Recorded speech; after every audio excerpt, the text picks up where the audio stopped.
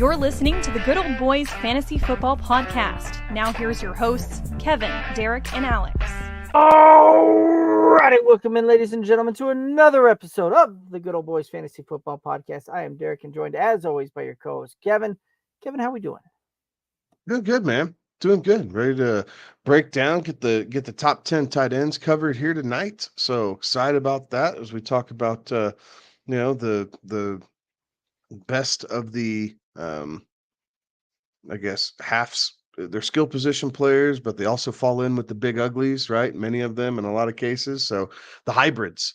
But this is always a position that people are looking for, right? Like this is such a interesting group of guys just for the whole position that makes things challenging at times. But I like this group. I like this top 10 group for sure. And then we'll start in on receivers. So I'm excited about that. But I'm doing good, man. Like it's Tuesday night. We're breaking down fantasy football. Like we continue to inch a little bit closer and closer. We crowned a Stanley Cup champion last night in a really good game. For those who felt so inclined to tune into Florida and Canada, Edmonton, but it was a good game. So, what else is going on? That's about it. Yeah, it's football. It's work. It's football. Got to play a little bit of golf over the weekend, which is always a great time. Get out and got to see a whole bunch of buddies that I just don't get to see very often. So I was very, very happy about that. And here we are back at it. Absolutely. It'll be we'll see Alex. I believe he'll be back next week. He had the globe trotting adventures the last couple of weeks, I believe. So hopefully we'll see Alex back next week and be ready to rock and roll, and we'll get his insights going on some of these players as well. But this is one of those that it's a very interesting night, right? When it comes down to some of these players, right? Like we're talking a position that a lot of times is a position kind of fraught with lots of intrigue as well as letdowns in that kind of year in year out on that, as well as looking at some of those deeper wide receivers. It's always fun to try to maybe plant your flag, call your shot, and see how that one kind of rock and rolls there. So it'll be good there. Any kind of news notes league wise that you want to rock and roll through? No. Okay.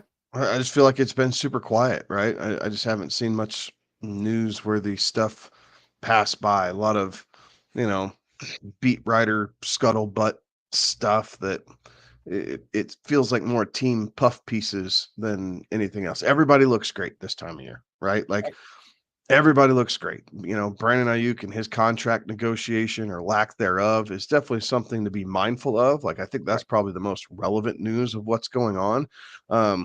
And because of this, it's making me like Debo a lot this year, or at least more, right? Normally it's a Debo year, it's an Ayuk year. I know we've had this conversation. This is feeling like a Debo year, even if Ayuk stays, that he's going to be disgruntled, that it's just like his head's not in it right now, that he feels like he's getting slighted.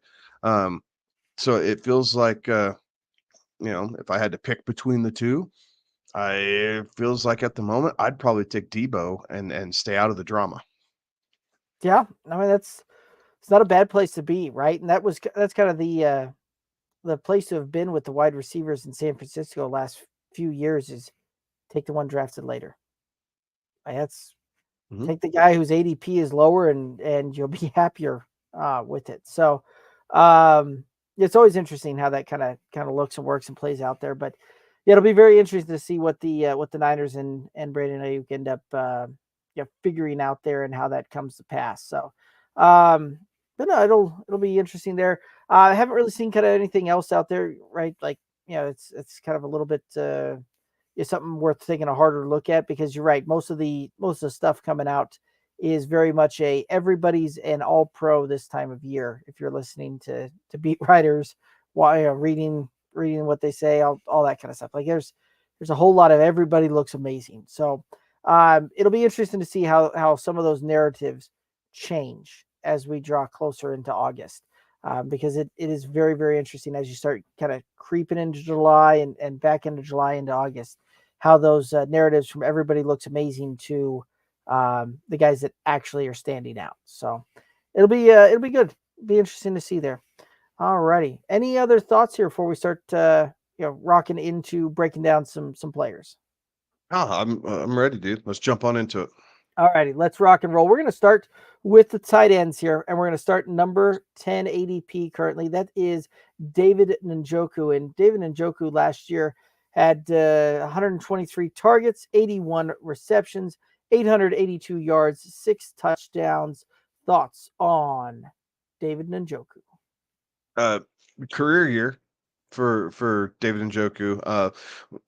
Kind of started off a little bit slow out of the gate, really took on once Joe Flacco got under center, right? Like we just saw a really heavy, consistent dose of him down the stretch. It's where 4 of the 6 touchdowns came was weeks 14 through 16. So definitely a playoff darling, right? As Flacco is going on this crazy 300-yard passing spree and multiple touchdowns and just kind of the fun of getting Cleveland there into the playoffs. But realistically, at tight end 10, I feel like that's about right. So they have a new offensive coordinator in Cleveland.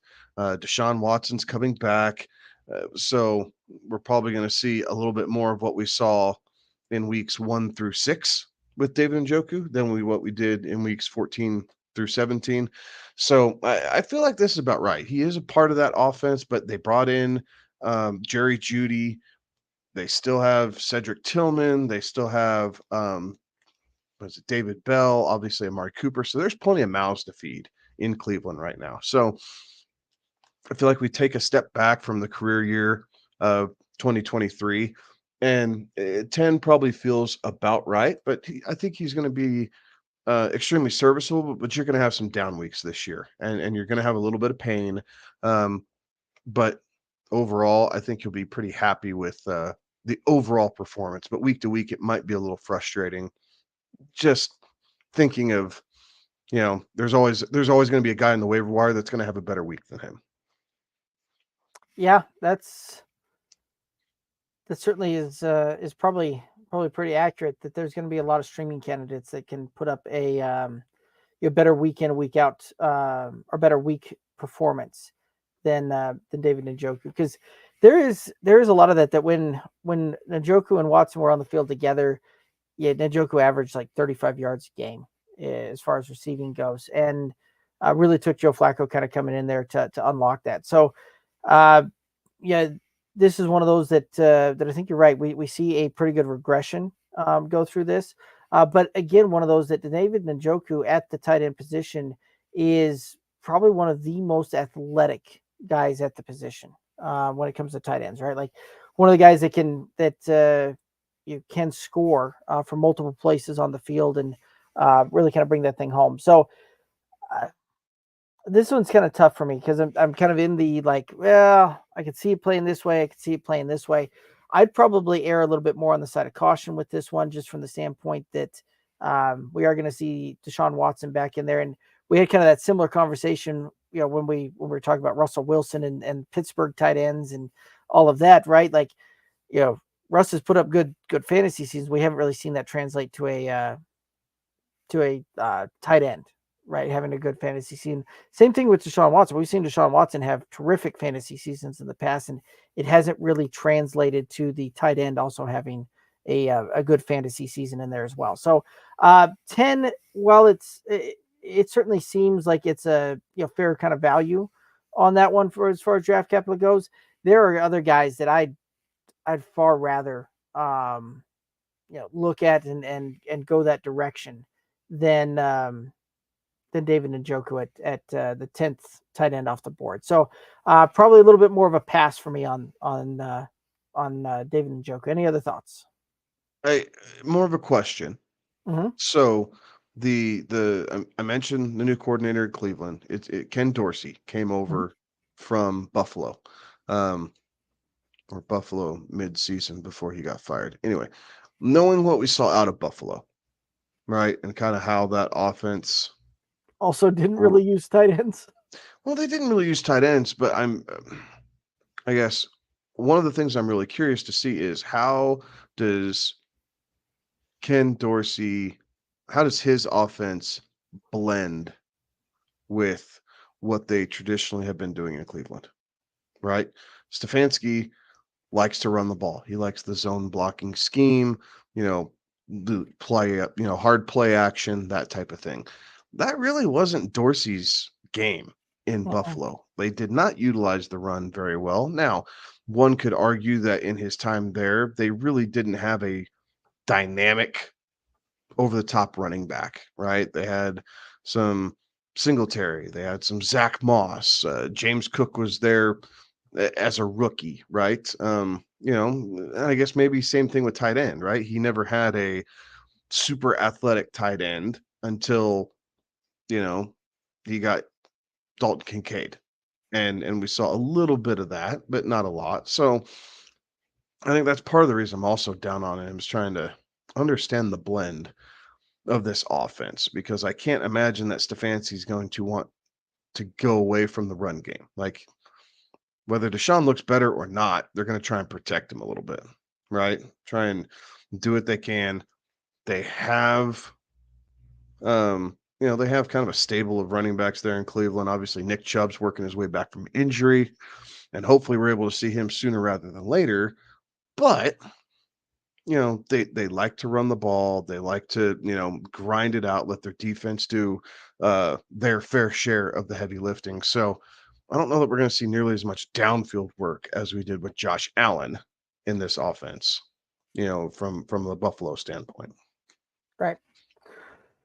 But that's a fair point too, because again, like looking at the receiver kind of makeup there, right? Like, those receivers a little bit more in the intermediate, you kind of short and intermediate type of range more so than some of the deeper threats that we've seen over Buffalo over the years there as well. So yeah, that's a very interesting point there as well, and I think that actually maybe moves Njoku down my list even a little bit more.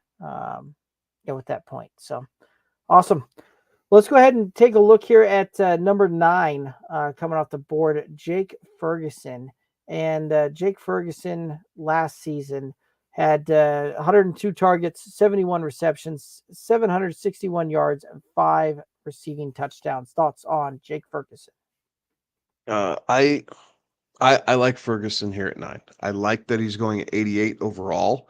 So I feel like there's some pretty good value in here, and I could see Ferguson scooting up into being, either at or right around tight end 5. So, in my opinion, there's a little bit of value here. A large part is Dallas does not have a true running back, right? They brought Zeke in. It's kind of this stable of backs. We don't really know what's going on. Mike McCarthy for saying we want to be balanced, we want to run the ball, has always leaned towards the pass a little bit, quite frankly, that's when Dallas is best.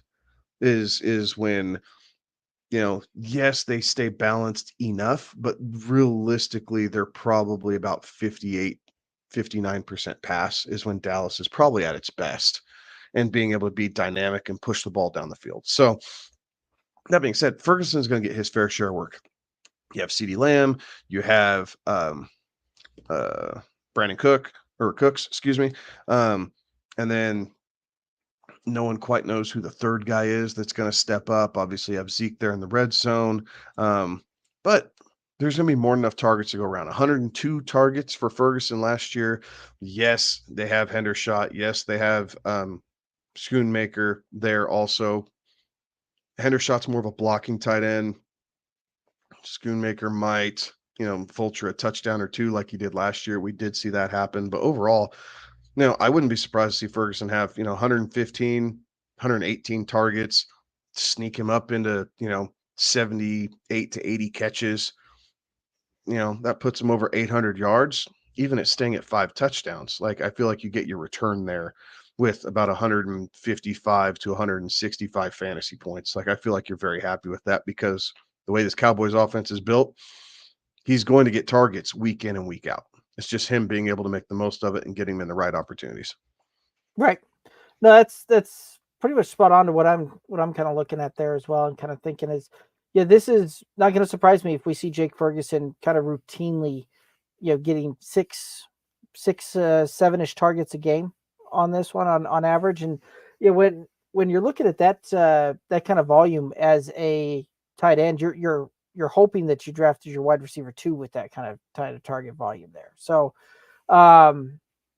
there's a lot to be said with that, and I really do think that we'll see Jake Ferguson have a really kind of good season. And this is one of those that it feels like you're really drafting him at his floor, right? If he comes in, stays healthy, not going to surprise me that we see him, getting 50 to 60 yards a game on 6 or 7 targets, and he falls into the end zone 6, 7 times, right? Like this very much kind of feels like a rinse and repeat for this season here. And so it does very much feel like you're drafting him kind of at the floor here. So I've got no problem taking Jake Ferguson, and I kind of like where he's going in a lot of drafts right now.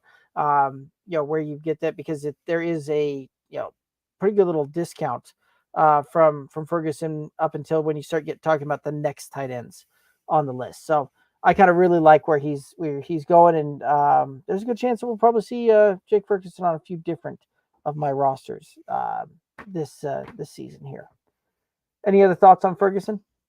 No, I like Fergie, man. I'm with you. He's definitely a tight end that I'm keeping an eye on, that I can wait a little bit on and still manage to capture some value. So he checks so many of the boxes that I like out of a tight end. All right, awesome. Let's go ahead and take a look at next up on the list, Evan Ingram. Currently kind of coming off the board. It's tight end 8. Last season had 143 targets, 114 receptions, 963 yards, and 4 touchdowns. Thoughts on Evan Ingram? 143 targets.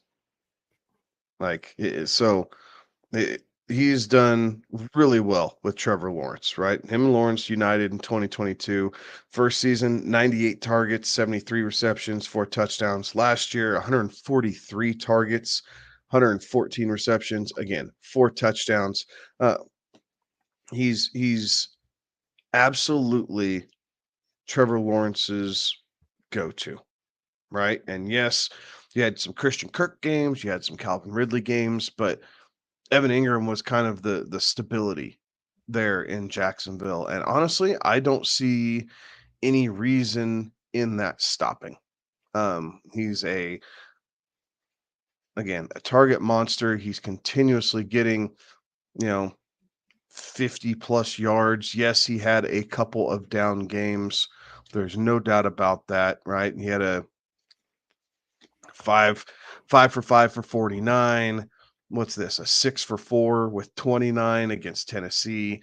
That one's a little tough, right? And then another 6 for 4 for 28 against Baltimore. Well, a lot of teams struggle against Baltimore, so I'm not going to hold that against him terribly too much. But with that, you had some really big ones: 10 for 10 for 88, 8 for 7, with 59 and a touchdown. Like he's just cranking out points, and in a position where so many of these tight ends are. Just realized I have a moth crawling on me.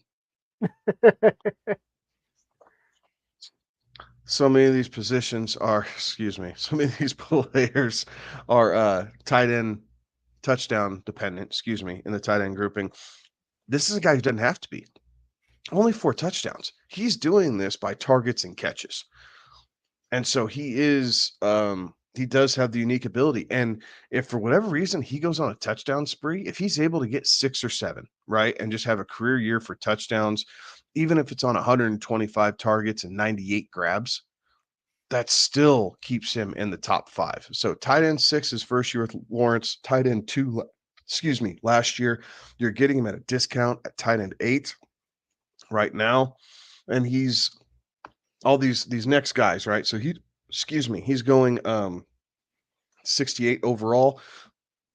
He's kind of that last of the top group, and then you have a big round and a half discount to Ferguson, and then another almost round discount to Njoku. So if you're waiting, but you still want a top premier tight end, Evan Ingram is a great guy to target, because that means you don't have to spend the high draft capital on Andrews, McBride, Laporta, Kelsey.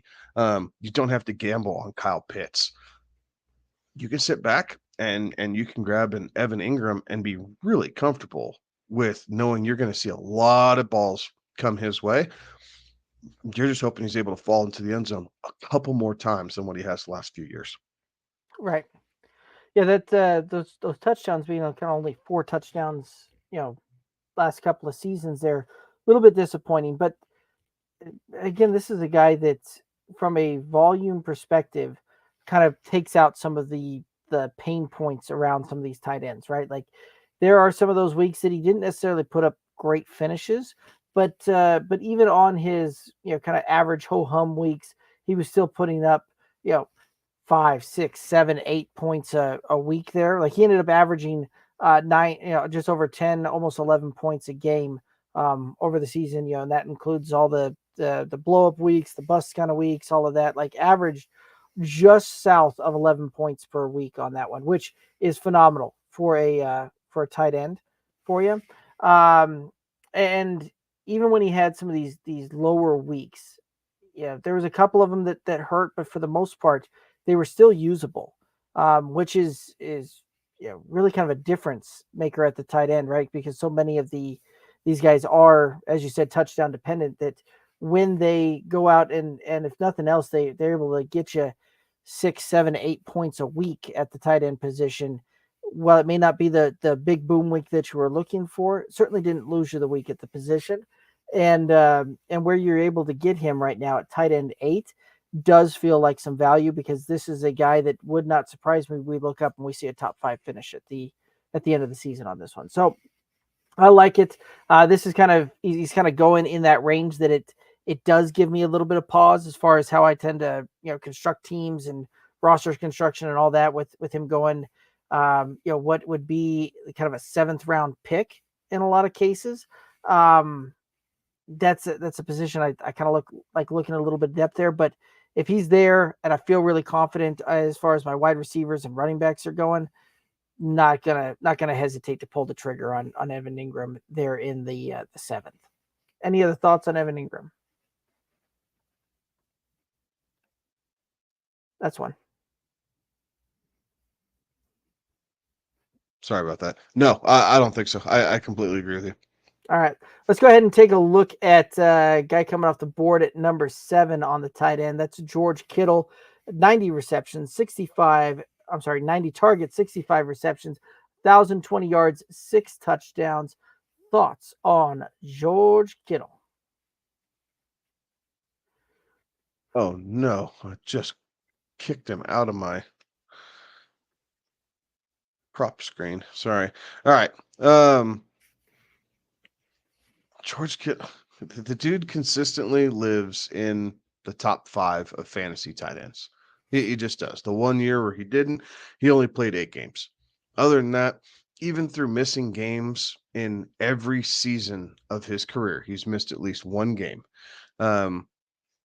He has 5 top 5 finishes.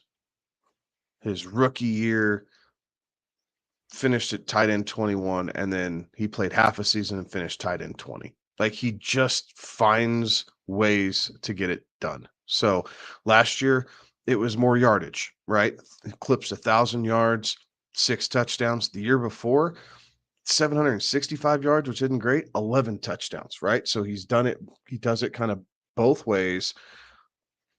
The more Brandon Ayuk drama there is in San Francisco, the more I'm intrigued by George Kittle, because he is still going to get involved in this offense. And if they, meaning the Niners, if the Niners are going to have, kind of a true number 2, and if Ayuk is unavailable, Kittle steps up into that performance. So now some of these are bolstered by monster games, right? He had a couple real big duds the first week of the season, came out in week 3, 9 for 7 for 90 yards, which is awesome. Followed it up with a complete stinker against Arizona, 1 catch for 9 yards. Turn around, you follow that up with his blow up performance against Dallas. Four targets, 3 catches, 67 yards, and 3 touchdowns. But in half point PPR, that's 27.7 fantasy points. Right. So this is my problem with George Kittle, is because of how the Niners offense flows. The end result can look really good, but it's not without frustrating weeks from George Kittle in general. So I personally would pass on Kittle and take Ingram, right? Like I would have Ingram above Kittle in my rankings in doing this. The consistency is there, the week in, week out volume is there. I will sacrifice some touchdowns, which we've said this before, are the hardest things to predict. I will sacrifice touchdowns for guaranteed production. And for my drafting, uh what's the word I want to use? Peace of mind. For my drafting peace of mind, I would forego Kittle and I would draft Evan Ingram over him if we were ranking them today. Yeah. Yeah, I wouldn't have a problem with that. Well, you're 100% right there. While George Kittle finds a way to get there at the end of the season for a season long, performance there, it it is one of those that if you're not able to rely on that week in, week out, right? And then it comes down to the guessing game on how that's going to look and work, right? Because there are weeks that he'll go out and absolutely lose you the week at the position, right? Putting up point, you know, 0.9 points type of thing. Um, 0.6 points. And then sandwich in almost a 30-point game in between those weeks, right? Like there's a lot of that it's just not predictable. And some of that is effective of how he plays and how he kind of goes out there and does it, right? Like he's an unselfish player out there on the field and definitely does makes the team play first. And you see that on as far as how he plays, how he conducts himself through the interviews, all of that. He's more excited about the block that he made than if he scores a 40-yard touchdown, right? Like there's just the mentality of that, which is amazing, and it's great from a football perspective and from a team perspective and all of those things. But as a fantasy manager, I want the guy that's out there wanting to make sure that he eats and he gets his type of thing. And from that aspect, I'm not looking to go and put George Kittle on any of my rosters. This is one of those that kind of where he's going, what I'm going to look to get, all of that kind of stuff. He's on almost a do not draft for me kind of list there, right? Like very few players in there that kind of come to play there, but that's one of those I have a hard time spending that draft capital on a guy that is going to be up, down, up, down, up, down, blow up week, and may give me a goose egg the very next week, and that's been pretty consistent throughout the career there. So I have a hard time rocking and rolling that one, and I'll look other places for the tight end position. Any other thoughts on George Kittle? No, I think you and I are in lockstep there. Okay, awesome. Couple of quick questions coming in on the chat from YouTube. Terry asking Pittman or Cup half point PPR. I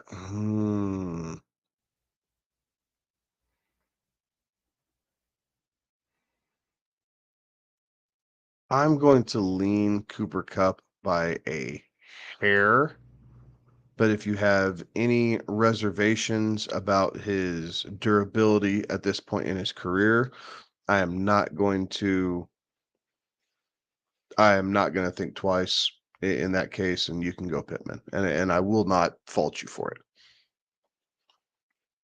Yeah, I think I'm kind of there with you. The fact that I get about a half a round discount on that one as well, as far as kind of ADPs go, I kind of lean the Cooper Cup route because this is again one of those that with Pittman, there's a lot of unknown, a lot of excitement, but a lot of unknown in there as well because his quarterback we've seen,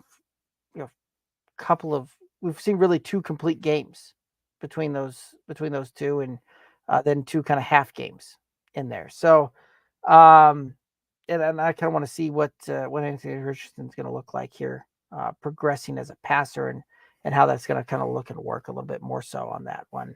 If I'm taking a guy in a kind of a top 2 pick. So it's a lean to Cooper on that one. Terry also asking, rate this early drafted team half point PPR, the Tua, the DK, Higgins, JT, Gibbs, Njoku, Achane. The bench is Pickens, Monty, Swift, Singletary, Ridley, Hawkinson, Justin Herbert. Anything that he should do to strengthen the team?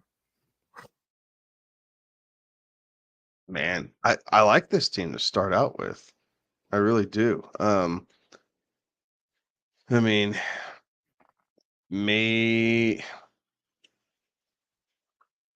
I like DK. I like DK this year. I like the fact that Higgins signed his 1-year deal. I mean, I think as we get into the season, yeah, but I mean, coming out of a draft and looking at this team going into it, I think you have a really solid team here, Terry. Like, I do like it coming in there because we expect Tua to continue to have, the big games, right? Playing off the run and the big games. You have Achan there to kind of get that 1-2 punch for Miami. I like the DK pickup this year. I think he's gonna have a strong season. I really like Jonathan Taylor and Gibbs. Both, like, you have the entire Detroit backfield with Gibbs and Montgomery. So in case one of them goes down, you got the workhorse right there behind it, which I absolutely love. And I really like the Hawkinson pickup because you can use Njoku to get you through the first part of the season. And then once TJ Hawkinson is back, I think you're really, really going to like that, being able to use him. So, I mean, if you're worried about average play from Tua, I mean, maybe you look at pairing up Ridley and Herbert for a slight upgrade, or maybe Herbert and Singletary, right? Herbert and Singletary for a slight upgrade at quarterback. But um, overall, I do like it. I would enjoy this team. Yeah, I'm for the most part I kind of like it there as well. If I'm looking to make an upgrade, I I really kind of like the various running backs that you've got here, but I may look at trying to package Pickens or Ridley and one of those running backs to see if I couldn't go out and get a little bit more of a kind of a top tier elite fantasy wide receiver. See if I couldn't get somebody in the top 10 type of deal there. Like that's kind of the only thing that I would look at. I think that you've got a very solid roster. I'm not necessarily in love with the receiving core on this one. I know Kevin's a pretty big fan of those guys this year. I'm just wide receiving core solid, but I probably I'd probably be looking to make an upgrade there. Is kind of how I'd look at that. Any other thoughts on this one? Hit up the Nico owner and see what he wants for Nico Collins. Yeah. Because I bet you have the pieces to get it there. And Mhm. and obviously we've had enough conversation. I know you're plenty smart to not overpay, but I would be interested in that because I think ultimately you're probably going to be happier with Nico than maybe a T Higgins. Mhm. Um, but I think you got pieces there to definitely give you some good strength and to help you out. Yeah, I would agree with that. Alrighty, let's go ahead and start rocking and rolling back through it. Kyle Pitts is the next guy up here, and Kyle Pitts currently is the sixth tight end off of the board. On that last year, 90 receptions, 90 targets, 53 receptions, 667 yards, and 3 touchdowns. Thoughts on Kyle Pitts? I want to like him right here, but I am so stinking scared of Kyle Pitts. There's so many things to look forward to, right? Completely new offense in there. You have Kirk Cousins there at quarterback. He did great things with TJ Hawkinson. So, um, before, yeah, yes, did great things with TJ Hawkinson after he came over from Detroit. Um, so I get it. I totally understand the allure. I don't feel like it's the worst pick. I don't think it's the pick for me. necessarily. It's just a little rich, right? Going right there, basically 60. Um, I think I'm going to be looking at some other places besides going for tight end 6 at pick 60. Like that just seems a little steep for what I would like to pay. That being said, even if his targets stay the same, right? Even if he stays at 90 targets, I expect with Kirk Cousins he'd be somewhere closer to a 65 catch total on 90 targets.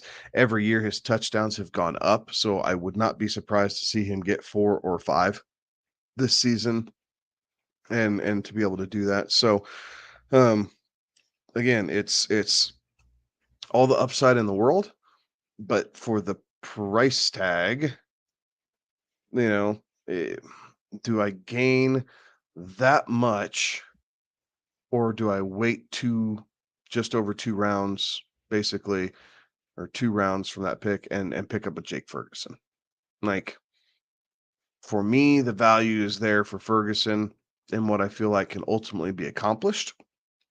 Some people don't want to gamble and wait on that part. So, um, Kyle Pitts is there. I feel like with Kirk Cousins, he'll be a bit more consistent than a George Kittle, with all the upside that Kittle has. Kyle Pitts is a freak athlete. He's going to be able to do some really cool things lining up in the slot. They don't have to play him in line. Big frame at 6'6". So all the things that we keep hearing about Kyle Pitts still apply.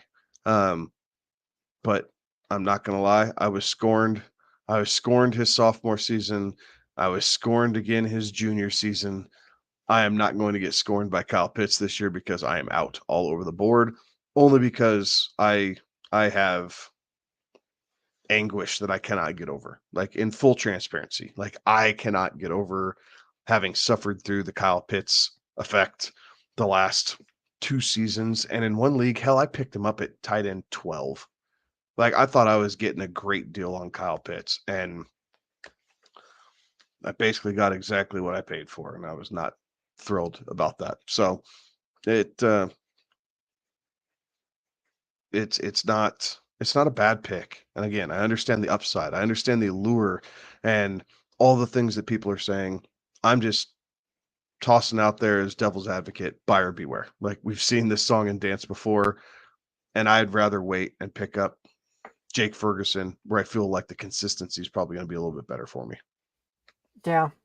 And this is one of those that's it this almost feels like you're drafting him in ceiling territory, right? Like other guys going a little bit later felt like we're drafting him at the floor.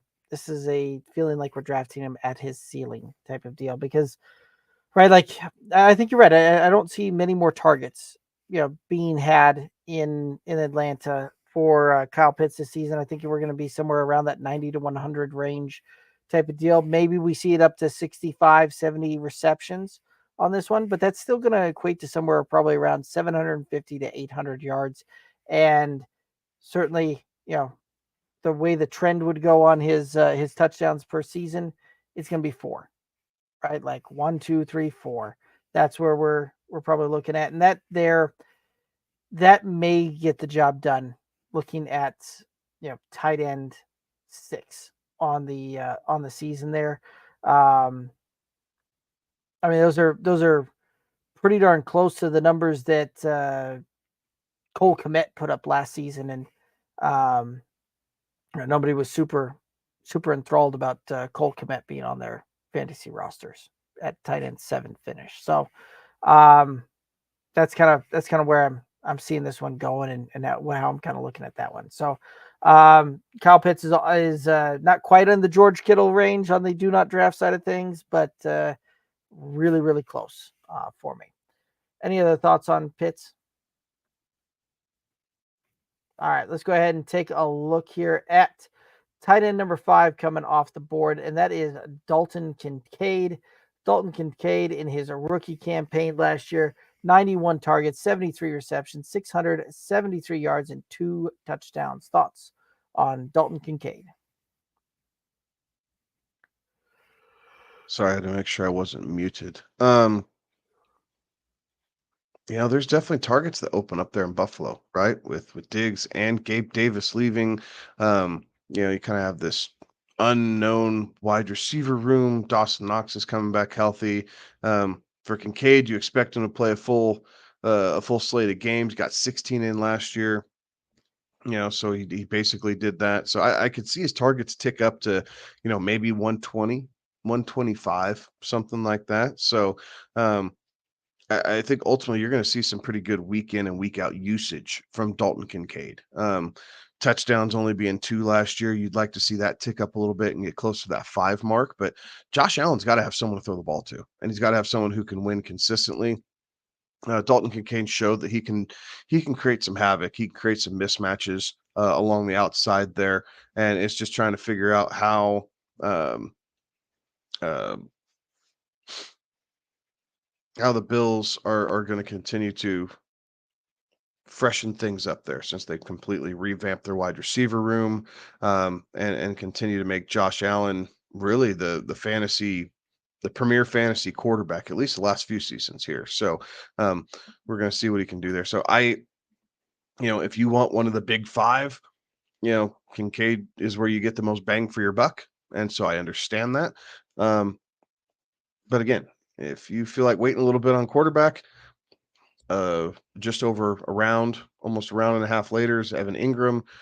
2.5, 3 rounds later is Jake Ferguson. Like, again, I continue to fall back into those ranges because I feel like between those two guys, their stat line will be comparable to Dalton Kincaid's, and you get them at such a great discount. It puts them above him in many regards because of that reason.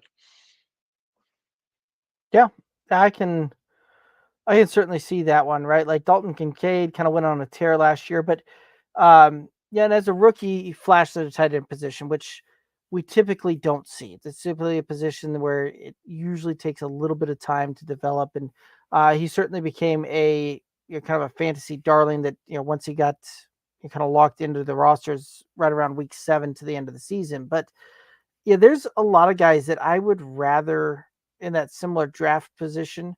I'd rather go with over Dalton Kincaid, right? Like Anthony Richardson going just before him, in that CJ Stroud doing just after. Like, there's a chance I might actually go at a quarterback in that range there. But if not, I'm certainly looking at other wide receivers, Keenan Allen, George Pickens, going in there. If I'm looking running backs, I wouldn't mind going with Joe Mixon or Kenneth Walker in that range as well. Like, there's a lot of other guys from a team construction standpoint that I would rather go with to spending my draft capital there with what is that, an early 5th round type of pick, than going with the tight end there. So and again, this is one of those that I feel like you're almost drafting him.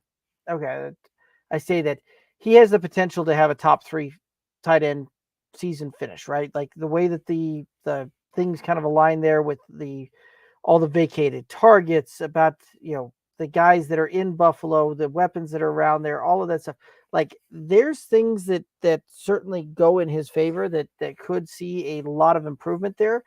I just don't know that we're going to see that much improvement when it's all said and done on this one.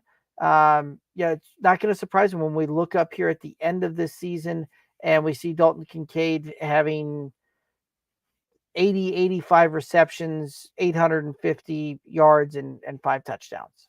Like, well, that's a very good and respectable season. Puts him at tight end 6 in a lot of seasons, right? Like, those types of numbers puts him in that deal. And so again, very much feels like you're drafting him at his ceiling. And I'd rather take a guy with some floor play and some upside, and I'd rather be drafting guys with ceiling potential, not floor play. Or I'm not drafting them at their ceiling, but they've still got upside in the 5th round. Like, that's where I'd be looking to go. Any other thoughts on Dalton Kincaid? Alrighty, let's take a look at tight end number 4 coming off the board, Mark Andrews. And Mark Andrews had the injury-shortened season last year. 61 targets, 45 receptions, 544 yards, and 6 touchdowns. Thoughts on Mark Andrews?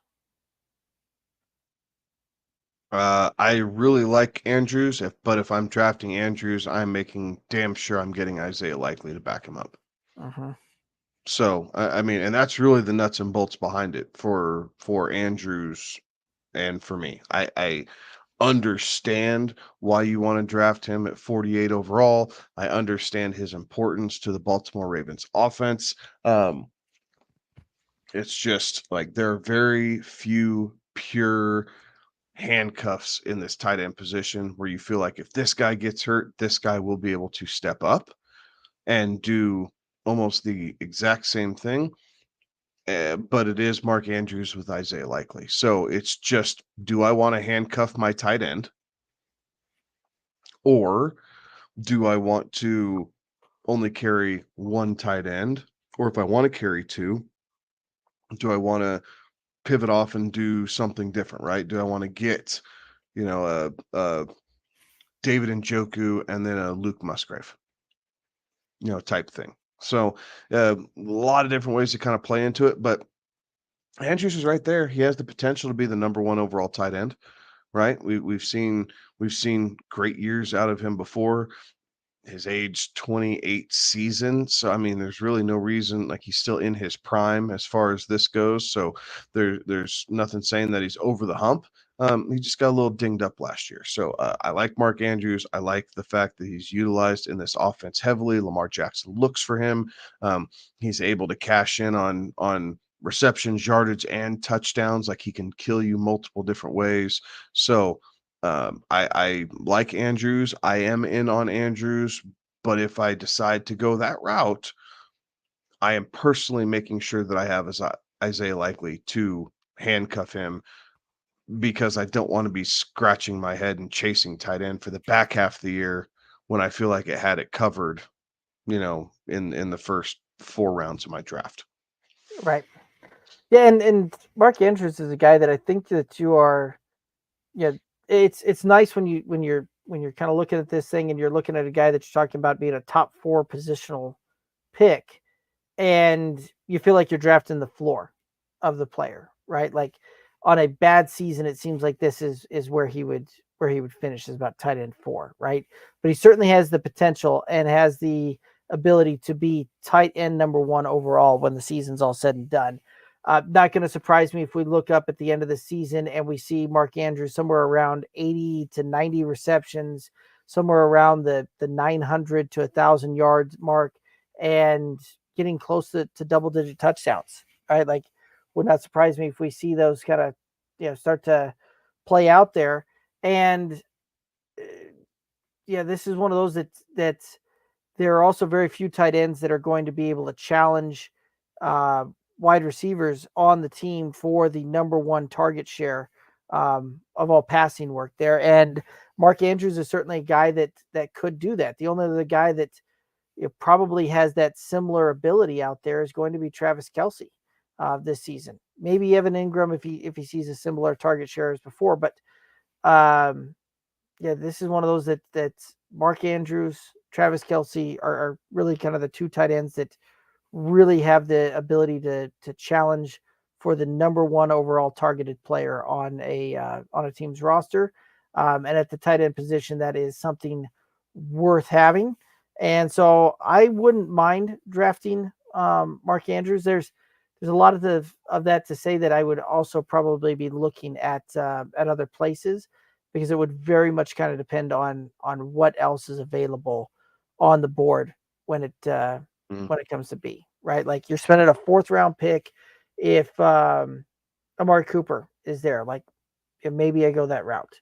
Keenan Allen, maybe I go that route. Like there's some other guys that I'm likely putting on as my 2nd or 3rd player at the position that can cement that, and I can kick that can down the road a little bit and go a little bit different route with tight end. So, any other thoughts on Mark Andrews? No, I don't think so. All righty. Let's go ahead and look at the 3rd tight end coming off the board, and that is Trey McBride.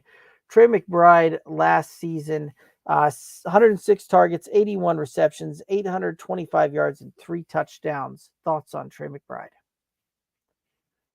I really like me some Trey McBride.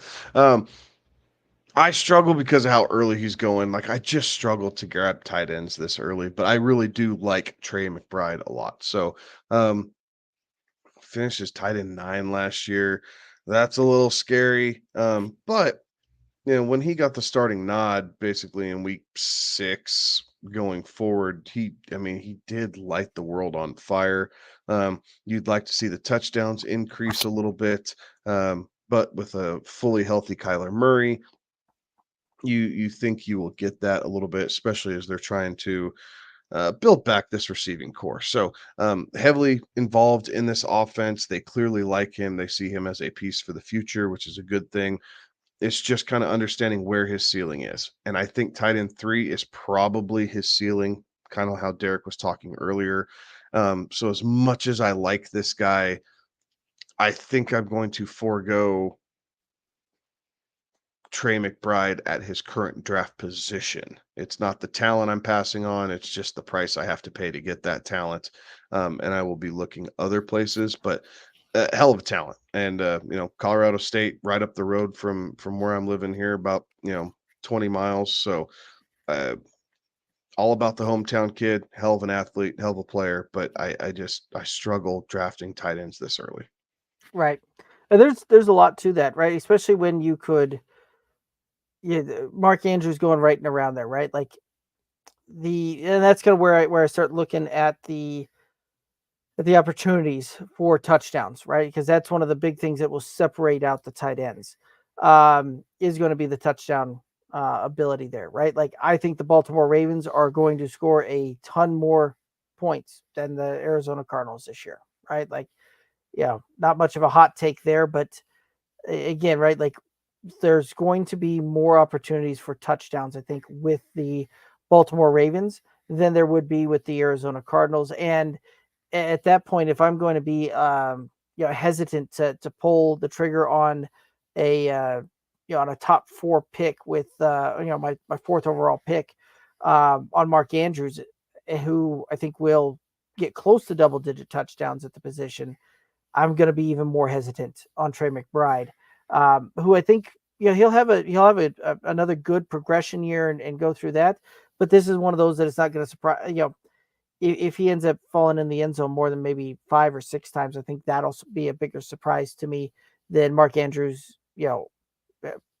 Being less than about 8 or 9 touchdowns, right? Like that's kind of where that comes to play there. And even though I think Trey McBride may likely get to the point of double digit targets on almost a weekly basis, there's only so much that's going to go around as well. So again, right, highly talented. Love what we see out there on the field.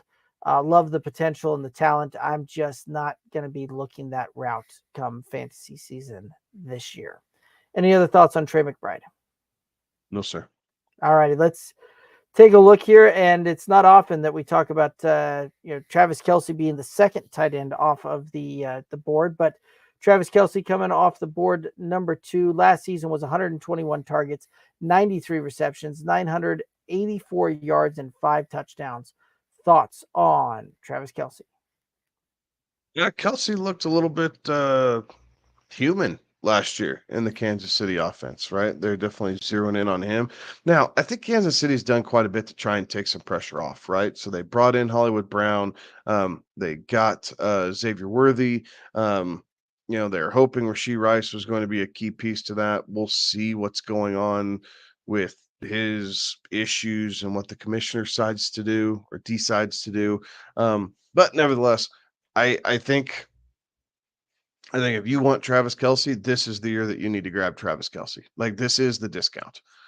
So there's not a whole lot of room there as far as uh, necessarily ceiling goes, but I think his floor is pretty well right where he's at the back end of the 3rd round. Um, and so it's just one of those situations where you could have hell 1.1 is the place to draft.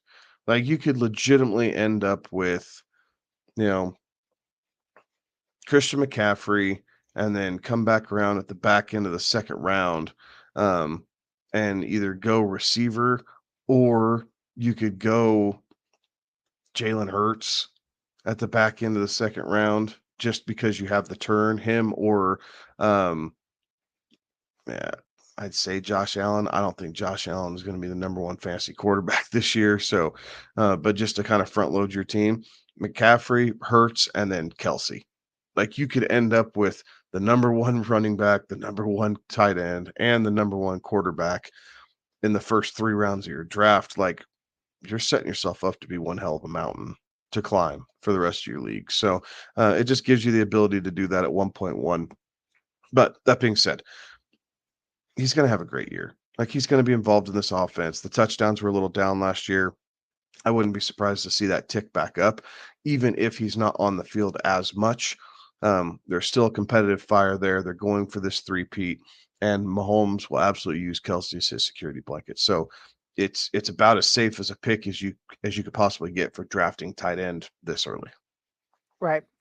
And you're right there when you kind of mentioned that this is the discount. You're right, because a season ago, Travis Kelsey was spending 6th, 7th overall pick to be able to secure his services for your fantasy roster.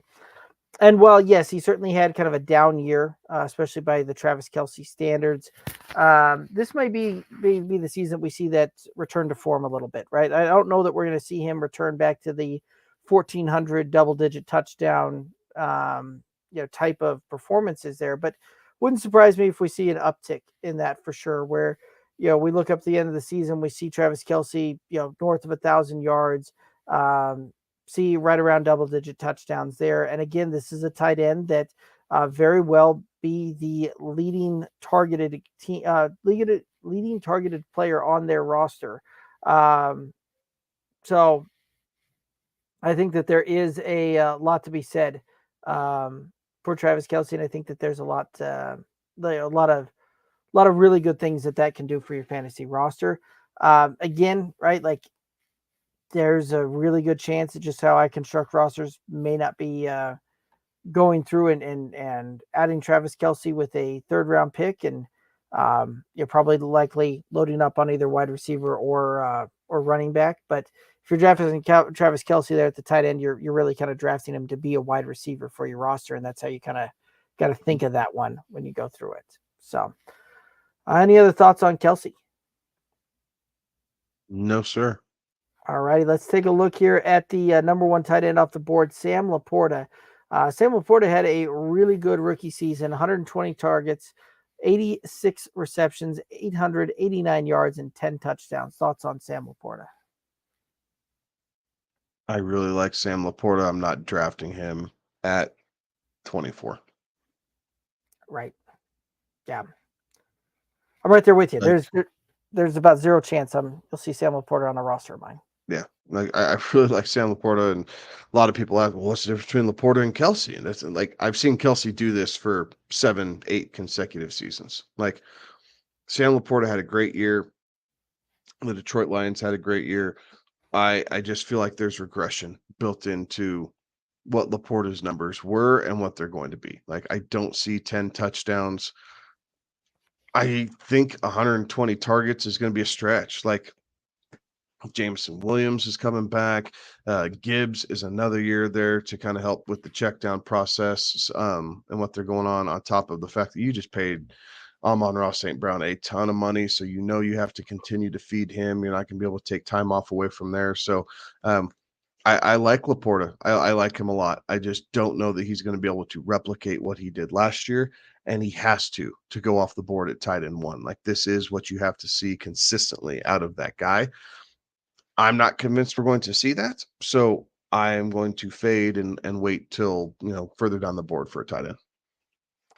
Right. And this one was last season was kind of an interesting one too, where the tight ends, right? Like the in years past, the guys that finished at tight end 1 were kind of heads and tails above everybody else, to the point where your tight end 1 was outpacing your wide receivers by a good chunk on that one. Whereas, they're finishing up there to the point where they were, tight end 5 overall or tight end. I'm sorry, wide receiver 5 overall as that tight end 1.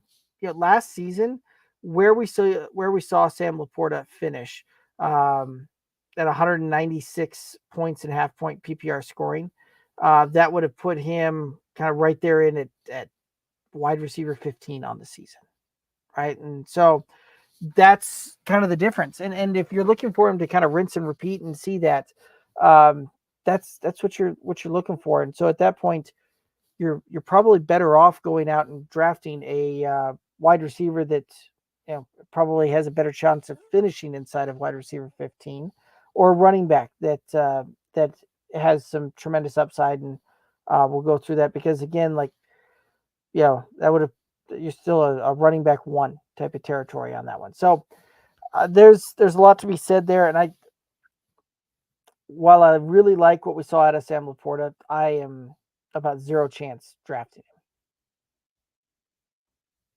him. So, all righty. Let's any other thoughts on the tight ends? No. All right. Let's go ahead and hop on over and into the wide receivers. And with the wide receivers, we're going to start all the way down at number 70 on the wide receivers. And Jalen Polk, the rookie coming into New England. Thoughts on Jalen Polk? I think it's a decent prospect, right? Like Pop Douglas is kind of getting the praise out of camp here, but Jalen Polk coming out of LSU, has the real potential to be the number one target here in New England. So he's a guy that I'm keeping an eye on, looking at him, late, possibly even off the waiver wire in a lot of drafts. Like he's going to be left out there in a lot of different cases. So I'm going to keep an eye on him. Has a decent skill set. It's just going to be can he handle the route running and the run responsibilities that New England is going to ask him to do with Gerard Mayo there as the head coach. So nice prospect. Really like him in fantasy. Is kind of a sleeper play. I could see this as a guy who takes the first half of the season to kind of learn, develop, find his own, but the second half of the season, we could see him jump up into kind of a wide receiver 3 flex territory for your starting lineups in the right cases. Maybe not every week, but in the right cases, you could see him jump all the way up there. Yeah, I think you're probably right. Like this is a guy that has really good hands. Does pretty well at making catches in traffic. It is a guy that I think will be able to be kind of that kind of old reliable as he kind of progresses through his career. I don't know that we'll necessarily see massive kind of upside on this one, and I think that there is going to be some of that it takes a little bit for him to develop when it's all said and done here. But this is a guy that I wouldn't mind taking that deep shot on and just seeing how that plays out. And if I do take a late shot in the draft on that one, which certainly would do on a best ball type of format, but in redraft, if I'm taking that shot, I'm drafting him thinking weeks 7, 8, 9 as far as where that kind of looks and going from there. So this may be one of those that it may be a little bit better shot to let him just kind of sit on the waivers and really around weeks 4, 5, 6 start thinking about if you want to try and put him on the roster there. But there's a lot of intrigue around Jalen Polk for me. Any other thoughts? No, sir. All righty. Let's go ahead and head on over to wide receiver 69 off the board, Xavier Legette, the rookie drafted to the Carolina Panthers. Thoughts on Xavier Legette? Much like Polk, right? Has the ability to step in here and be the number one receiver for Carolina by the time it's all said and done with, and Bryce Young trying to have a bounce back sophomore campaign after a disappointing rookie season. So I like Legette. I think he possesses the skills to be a true X here in the NFL. It's just going to be how they develop him and hold on. But I think he's a guy, again, much like Polk. Front half of the year, I'm not having a whole lot of expectation, but I am going to be keeping an eye on him because I do think come the back half of the year, as he's adjusted to the NFL game, we're going to see him start to make some splashes.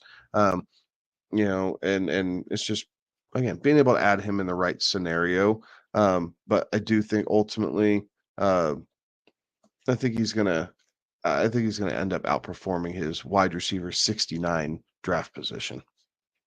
Yeah, I would agree with that, certainly. And this is a guy that can get downfield, can make kind of the hard catches, and yeah, this is a guy that too that just the size. Like there's a lot to that big body frame and being able to play the outside receiver role that I think that we can see him do lots of kind of really good things here. Um, that being said, I am very interested to see his progression, the progression of Bryce Young, and kind of how that kind of looks and works with adding Leggett and adding Deontay Johnson into the fold there as well. So um, I'm definitely keeping an eye on that one, and I'm also kind of keeping an eye because he did have some hamstring kind of things come up here early on during this off season as well, and doing some of those workouts. So plenty of time for it to resolve before the start of the season there, but um, that is one thing that you know can linger and can creep up are those hammies. Mhm. So something that I'm keeping an eye on, but again, right, a guy that a lot of intrigue for me this season. Any other thoughts on Leggett? No, sir. All righty, let's take a look at the Darnell Mooney. And Darnell Mooney is coming off the board. Uh, Wide receiver 68 this season. Last season, 61 targets, 31 receptions, 414 yards, and one touchdown. Thoughts on Darnell Mooney? I like Mooney as a sleeper this year. Going to be that second wide receiver there in Atlanta with Kirk Cousins. So um, we've seen Cousins be able to handle two wide receivers before, and even a tight end with it. So yes, I think Atlanta is going to be heavy run still as they're re-identifying themselves slightly, but nevertheless, Mooney's going to have some games here. Like he was absolutely going to outproduce his wide receiver 68 draft position. So I like him throwing him on late as a wide receiver 5, possibly something like that. And I think you're going to get plenty of return out of him to be able to stick him in your flex spot of a lot of weeks, especially if injuries creep up, and be able to utilize his versatility and his deep ball skill set there in Atlanta. Yeah, there's a lot of intrigue around Darnell Mooney for me as well, right? Like Atlanta has a pretty good strength of schedule during the regular season here. We've seen Darnell Mooney be able to be the wide receiver one for an NFL team. Granted, the Bears weren't very good that season, but that was still a season where we saw him command 27% of the target share. So yeah, this is a guy that can handle the volume there.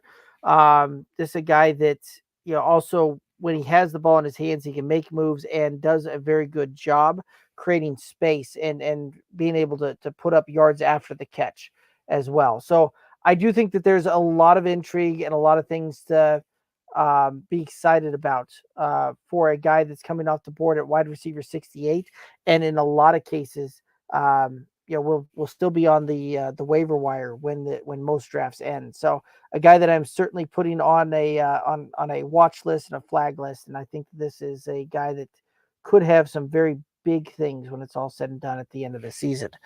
All right, let's go ahead and take a look at the next wide receiver, and Adam Thielen is coming off the board to wide receiver 67. Last season, he was 137 targets, 103 receptions, 1,014 yards, and 4 touchdowns. Thoughts on Adam Thielen? Thielen shot out of a cannon, right? Shot out of a cannon. Back half of the season, fell out of bed. So, um, the potential is there. It's just again, what's Bryce Young? How's his development coming along? What is this going to look like for the Carolina Panthers as we get into the season? I think there's some intrigue with Thielen. I think realistically, I'd like to keep him more to best ball, capitalize on his good weeks, and not have to worry so much about his bad instead of trying to time them out. But he is a consummate pro. He's a good role model there in the locker room. He's a guy that these young guys can look up to and follow, emulate his lead, if you will. So a lot of good things about Adam Thielen, but I think I'm going to trend towards him in more of a best ball format than a redraft format. Yeah, Yeah, I'm definitely looking for the up weeks that Adam Thielen can provide, and not so much on the down weeks. Again, like this is one of those that Adam Thielen is, for kind of lack of a better term, there a touchdown dependent wide receiver, right? Like that's kind of where he is. Like he plays a lot of the slots, does a really good job creating separation. The problem is how often do we think that the Carolina Panthers are going to be able to get down into the red zone and be able to kind of dink and dunk their way down there to potentially try and set Adam Thielen up for touchdowns. Because at this point in his career, we're not going to see him break those super long touchdown type of deals, and we're not going to see the route tree and the scheme really put him, catching the ball 15, 16 yards down the field. This is one of those we're going to see him catching the ball 5 to 8 yards off the line of scrimmage type of thing. So I do think that there's some intrigue around Adam Thielen. This is a guy though that it would be maybe a potential spot start, and definitely a guy I'm looking for probably more in the early season than on the back half. Any other thoughts on Thielen? No, sir. All right, let's go ahead and take a look at Adonai Mitchell. And Adonai Mitchell coming off the board as the 66th wide receiver, the rookie coming in to the Colts. Thoughts on Adonai Mitchell? Mitchell's another best ball guy for me, right? Like I think he's going to have some big weeks because of his speed, but did have some concentration issues in college. It's going to be interesting if Richardson can stay healthy, how the two of them kind of connect. Mitchell should be able to play outside. Alec Pierce is also out there, but he's been a little bit underwhelming. So maybe they move him into the slot to try and create some separation for him naturally, um, and kind of see how things play off for him like that. So I like Mitchell, but again, more of a best ball guy for me. But I do like the possibility of him having some monster weeks in Indianapolis.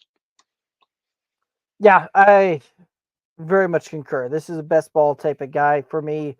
Rookie, rookie dynasty drafts. There's some intrigue there, but again, right, like this goes back to kind of that. I want to see what Anthony Richardson really kind of looks like, and how that passing game has developed, because that was one of the biggest question marks on Anthony Richardson going into last draft and going into last season, is what does the passing game look like?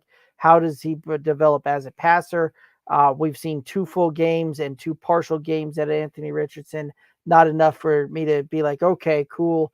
He's going to be able to support, 2 to 3 wide receivers in this setup there between, Pittman, Josh Downs, AD Mitchell, and Alec Pierce, and what that receiving core kind of looks like on the field and how that fits together.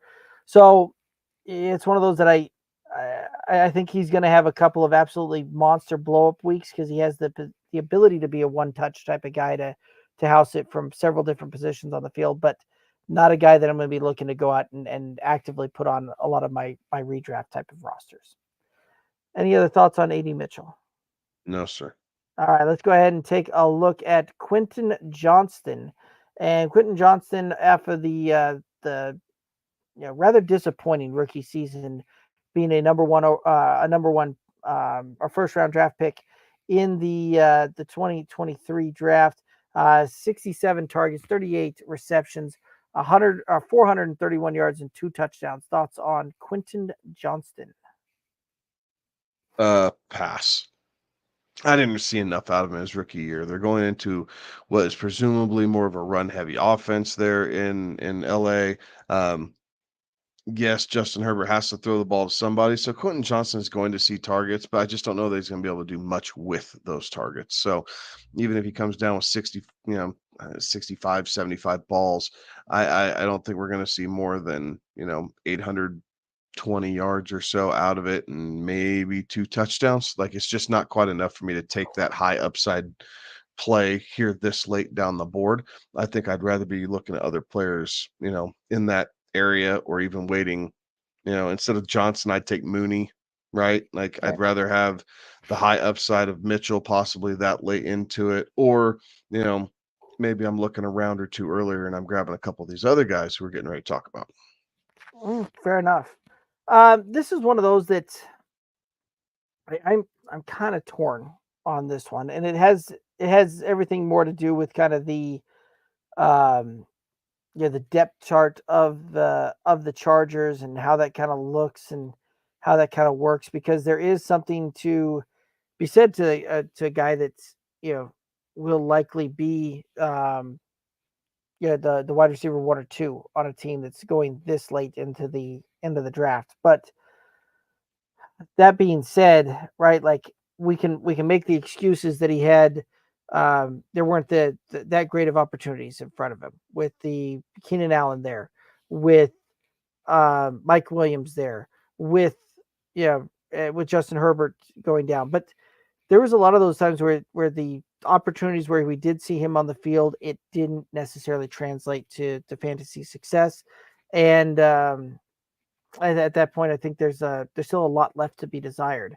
Um, so with that, I think I'm probably with you. I think I would probably look other routes. Certainly some intrigue for a guy paired up with Justin Herbert and how that might kind of look and work, but just didn't see really any of it last year to make me want to kind of go back to that well and see what that looks like again here in a sophomore campaign. All righty, let's go ahead and take a look at wide receiver 64 coming off the board, and that is Michael Wilson. Michael Wilson last year, 58 targets, 38 receptions, 565 yards, and 3 touchdowns. Thoughts on Michael Wilson? I think he's a guy who's, as we get closer to the regular season, I think he's a guy who's probably going to get a little bit more run. Big product out of Stanford, just had some injury history and some issues there to start his career last year. Um, I I'm probably not gonna have too many shares of them. I think I'd rather go for some more natural, higher upside elsewhere on this board. Again, thinking, Mitchell, or Mitchell or Mooney, or even if I wanted to take an eye on a rookie, who's probably gonna see some more consistent target opportunity. Maybe a Leggett if by waiting another round. But I don't mind Wilson. I have him in a couple dynasty leagues where I was able to pick him up in late third, early fourth in some dynasty leagues. So I'm definitely not dropping him in those formats. But as we get started here for this season, he's a guy that I'm probably not going to pull the trigger on. I'll be looking at a couple different options. Yeah, this is it's one of those that we saw a couple of flashes from him in a rookie campaign, right? Which is always intriguing to see how that kind of translates through. It was a guy that Kyler certainly, you know, wasn't afraid to throw the ball to.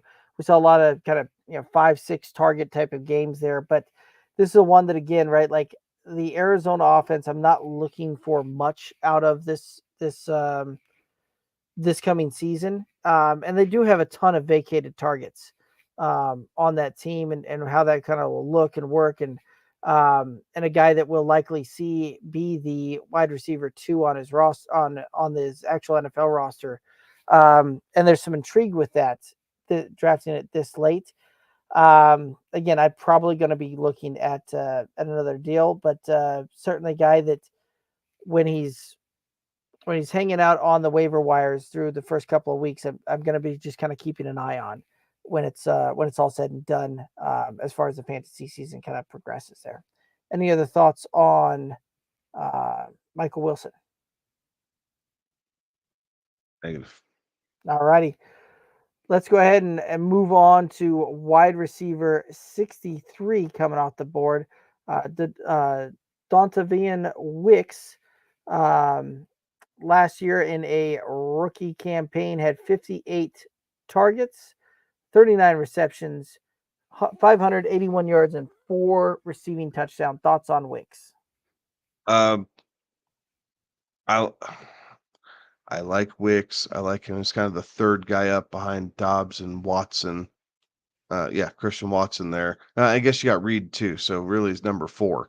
So that, yeah, Musgrave in there. There's a lot of mouths to feed in Green Bay all of a sudden. So Wicks, again, best ball guy. Like I want to be able to capitalize on some of those high weeks. He did step in and fill in nicely as the guys in front of him were going down with some injuries.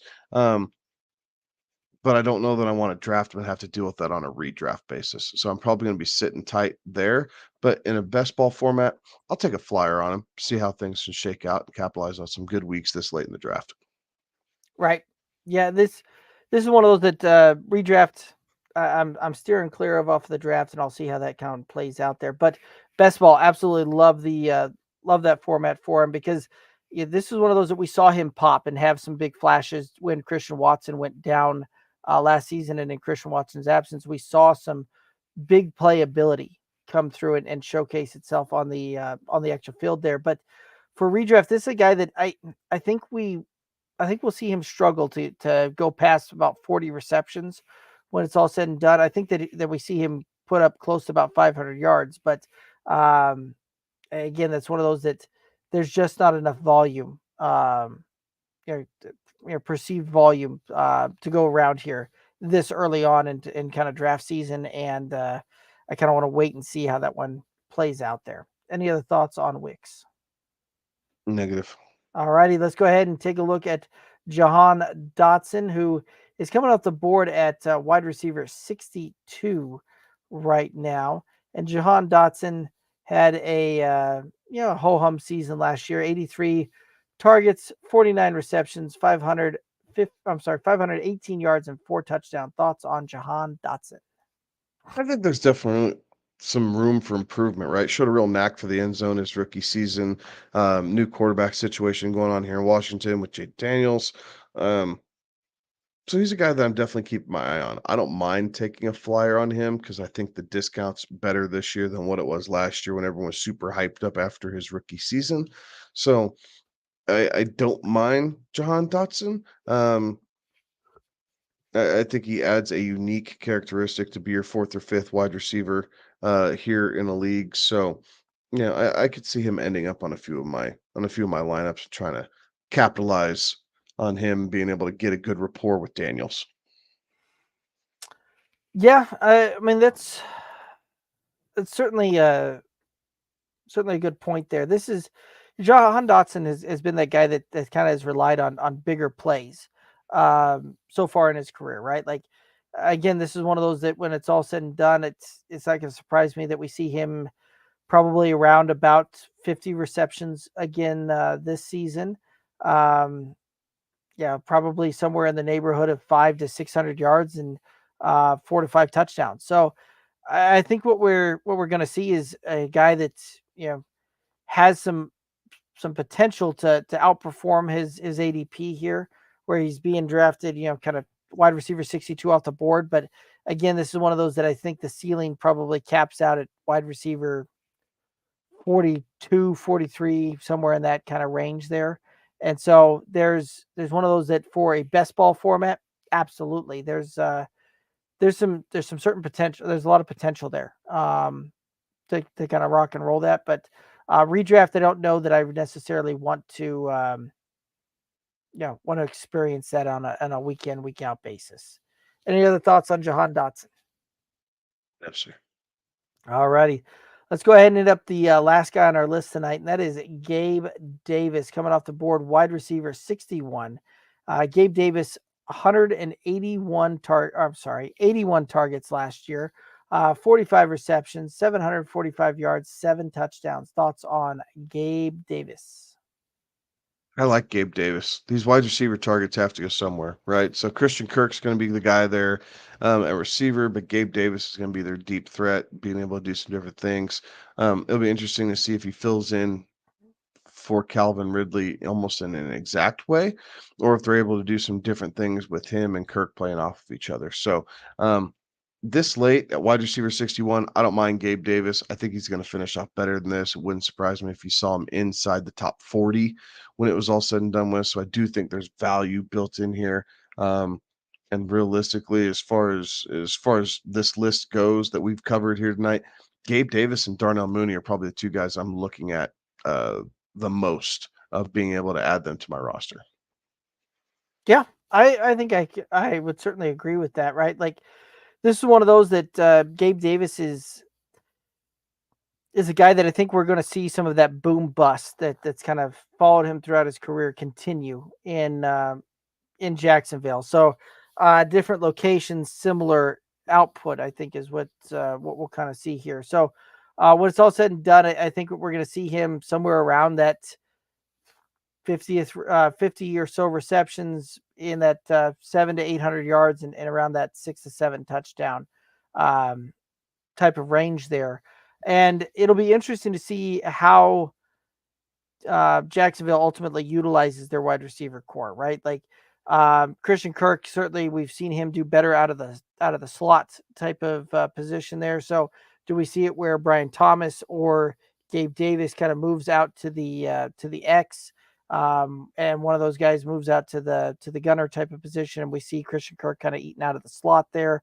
How they kind of rotate guys around there. So there's a lot of things that I'm very interested to see how that could be. But Gabe Davis is a guy that, when it comes down to it, again, love the intrigue for a best ball, and I think that we'll see Gabe put up a couple of really big spike weeks. From redraft perspectives, though, this is one of those that there's still some value here, because if you're drafting Gabe Davis where he's coming off the board at 141 ADP, you're talking about a kind of a last round type of pick, second to last round type of pick there. And so certainly some intrigue and some potential going that route. Like, there's not many guys that you can draft in that could go out there and win you a week on any week of the fantasy season. So and Gabe Davis certainly has that ability. Any other thoughts on Gabe Davis or any of the other wide receivers we've rocked and rolled through? No. Good list here for kind of some deep sleepers. All righty. I like it. Well, that kind of takes us down here to the end of the players we've got. Any other thoughts out there for the viewers and listeners? No, I mean, stay tuned, right? So we got another 60 wide receivers to cover. We're going to do about 40 running backs. So these player breakdowns are just going to keep on coming as we get closer and closer to the regular season. And as we do, so obviously these positions are going to adjust slightly based off of where they're being drafted today, as opposed to a month, or 3 weeks from now, something like that. So, stay tuned for the latest and greatest. And thank you everybody for turning in. And as always, please follow us on YouTube. Be sure to like and subscribe, so that way you guys can get all the notifications and heads up on when Derek and I are coming back at you. I like it. And we should see Alex back here next week. The trio will be back there, and we'll rock and roll through some more players and kind of rock and roll through that. But Kevin already mentioned it. Go ahead and hit up the socials: Twitter, Instagram, Facebook, TikTok at Good Old Boys FF, and head over to the YouTube, youtube.com/@GoodOldBoysFF. Click that like, click that subscribe button. Help the boys out. Best way to support this independent podcast. But that's gonna do it for us tonight. He's Kevin. I'm Derek. Have a good one. Be safe. Toodaloos.